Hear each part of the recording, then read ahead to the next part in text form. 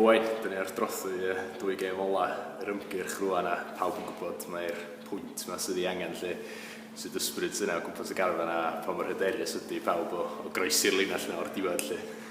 Mae pawb wedi bod yn disgwyl am yn hir am yr garfan yma, am yr wsnos yma, dylwn i ddweud. Mae'r gwaith calad wrth gwrs wedi wneud, a dyna pam da ni yn y sefyllfa yma. Dyna pam bo ni o fewn pwynt o gwalifio a bod yn Ffrainc. Wedyn mae pawb yn edrych ymlaen yn arw ar gyfer y ddwy gêm sydd o'n blaen ni. Ond ar rhywfaint o rwystredigaeth fod y linell yna ddim wedi cael ei groesi yn y gêm dwytha yna yn Israel, lle? Wel, fel yma i weithiad.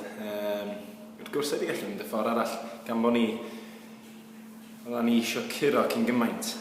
Weithiau, ti'n cadw'r drws cefn na'n gorad, a maen nhw'n gallu ni gael ein cosbi pryd hynny. Ond peth pwysica oedd, nathon ni'n colli'r gêm. Gafon ni bwynt o'r gêm, gafon ni 4 pwynt o'r ddwy gêm yna. A dyna pam yn union, da ni yn y sefyllfa, da ni yn rwan, gyda ni 2 gêm i fynd. A dim ond pwynt da ni eisiau'r ddwy. Fel rhywun sydd wedi bod yn rhan o'r garfan o gychwyn yr ymgyrch mewn ffordd, os yna un pwynt yn yr ymgyrch, os ydych chi'n dweud, oedd mewn ffordd yn drobwynt lle nath o droi o fod yn mi allwn ni wneud hyn, mi nawn ni wneud hyn, oedd yna rhyw drobwynt fel yna, wedi digwydd un gêm eich sy'n sefyll allan. Wrth gwrs oedd y gêm gyntaf yn erbyn Andorra, hwnna oedd y gêm anodd a. So wedi gallu mynd unrhyw ffordd achos o bod dim yn herbyn i ryw radda. Ond wrth gwrs gafon ni'r 3 pwynt yma yna. Ond yr un dwi'n meddwl sy'n sefyll allan i fi oedd dro gêm yn Wlad Belg. Dwi'n cofio'r cefnogwyr yn y gêm yna. Oedden nhw'n arbennig. Oedd yr hogia wedi chwarae ar y cae yn arbennig. Ac oedd o'n teimlo fatha bod ni wedi curo i ryw radda. Na pwynt gafon ni, ond oedd o'n golygu gymaint achos oedden ni'n gwybod yn hynna'n wedyn. Pan gawn ni Wlad Belg yn y gwlad ni yn Gaerdydd efo'r dorf tu nôl i ni, mae gynnon ni gystal cyfla a unrhyw dîm. Bosnia wrth gwrs ydy'r unig dîm ydych chi heb gyda'r yn hyn yn y grŵp lle mae'n mynd i fod yn dipyn o her i chi allan yna, tydi? Ynddi, sy'n dweud, am hynny maen nhw'n wedi gwneud bywyd yn galad iawn i ni.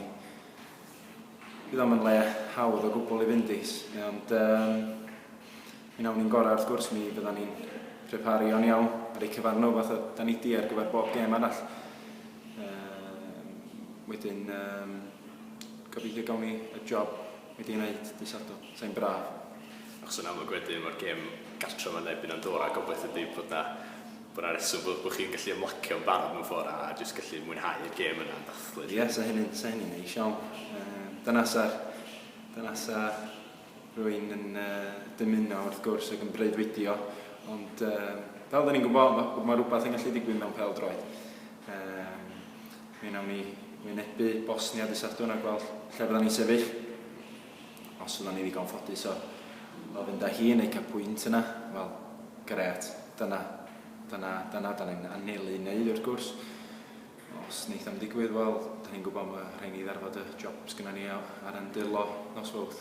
Yn amlwg pawb yn gobeithio fydd y pwynt yna'n dod yn erbyn Bosnia, lle os yna awch personol i weld o'n digwydd yn fanna hefyd o bosib, os ydy'r pwynt yna wedi cael ei ennill yn Bosnia, gawn ni weld rhywfaint o newid o gwmpas efo'r tîm yn Andorra, bosib o ran yn personol lle sydd yn neis dod ar y cae. Ysa, wrth gwrs. Sa'n gret, ond o ran Cymro, dwi jyst eisiau gweld yng ngwlad yn cyrraedd Ffrainc. Diolch di wneud ers tro. Da ni gyd yn gwybod a da ni gyd i bod yn disgwyl. Mor hir i Gymru gyrraedd rhywle. Da ni bron iawn yn arwan. Da ni o fewn pwynt o gyrraedd a gwneud rhywbeth hanesyddol. Wedyn, gobeithio ni hyd y Sadwrn.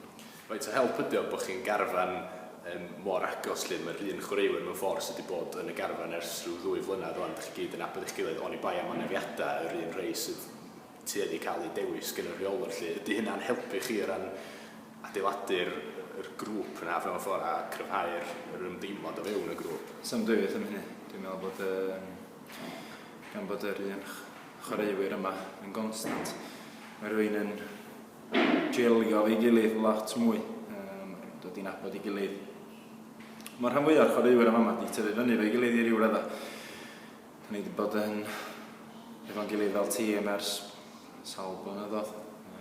Os ydy o'n rhywbeth sydd wedi dechrau dan 17, 19, dan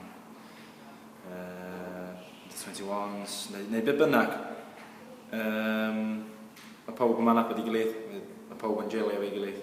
Ac wrth gwrs mae hynny wedi talu i ni gan bod ni gyd mor agos mewn ffordd.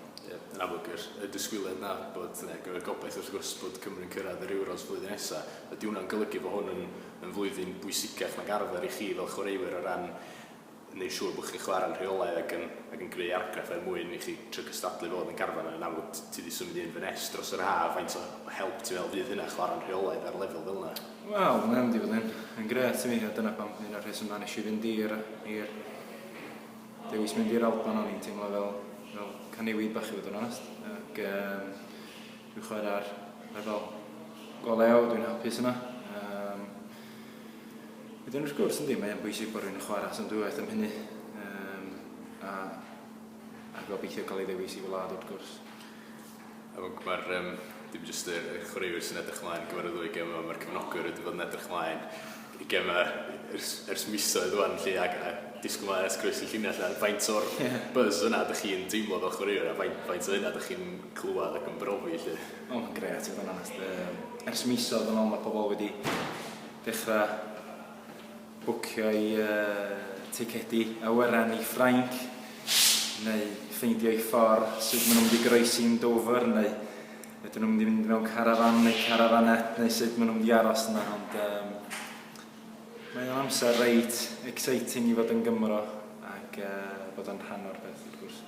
Pob lwc i chi yn y ddwy gem yma Bosnia a wedyn Andorra, gobeithio gawn ni weld dathlu ar y nos Fawrth yna o leiad. Fy'n hen ddathlu gobeithio wir. Diolch yn fawr. Diolch.